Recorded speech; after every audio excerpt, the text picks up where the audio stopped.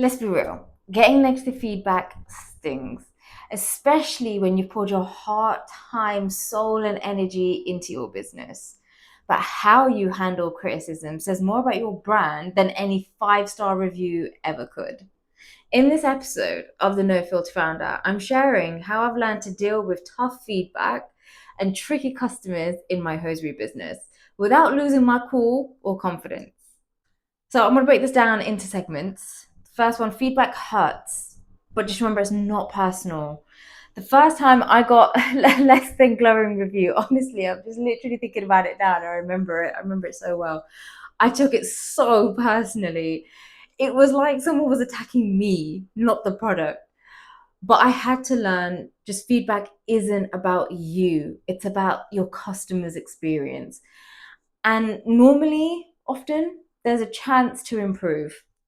So instead of spiraling, I started asking what I can learn from this. Segment two, sort the feedback, real versus rude.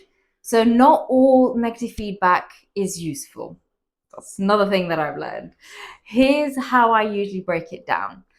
Constructive criticism, valid and specific. So sizing issues, delivery delays, maybe the color was probably not as it seemed.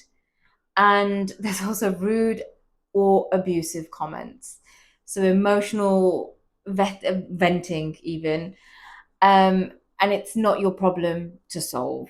I've had plenty of that. Respond to the first one with care, let go of the second with boundaries.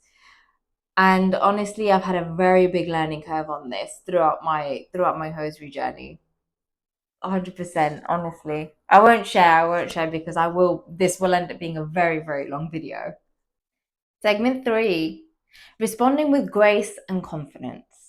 So now when I respond to complaints or negative comments, I try to acknowledge my customer's experience, apologize if it's necessary. Normally, I tend to anyway, and offer a solution or a next step.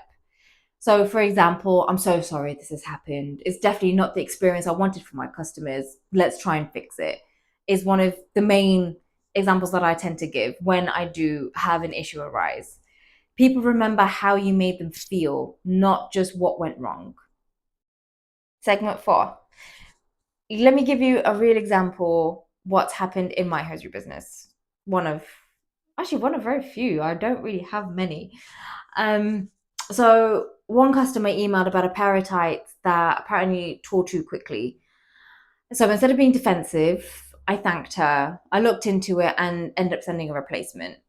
She ended up ordering again and again and again, and actually does leave really lovely, lovely, lovely reviews because of how I handled it in the past. So sometimes your best advocate starts out as an unhappy customer if you treat them right. Segment five, setting boundaries too.